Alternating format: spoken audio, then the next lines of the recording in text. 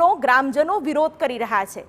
નારાજ ખેડૂતોએ વન વિભાગને આવેદન આપ્યું છે અને ઇકો સેન્સિટિવ ઝોનથી ખેડૂતોની મુશ્કેલી વધશે તેવો દાવો પણ ખેડૂતોએ કર્યો છે। હાલ રસ્તા અને પ્રાથમિક સુવિધાનો કોઈ લાભ નથી મળતો।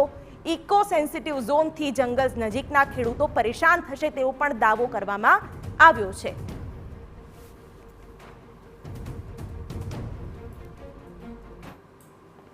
બોર્ડરના ખેડૂતોને ઇકો ઝોનને લઈ અને જે અસમજ ઊભી થઈ છે એમાં સરકારે પક્ષતા જાહેર કરવી જોઈએ।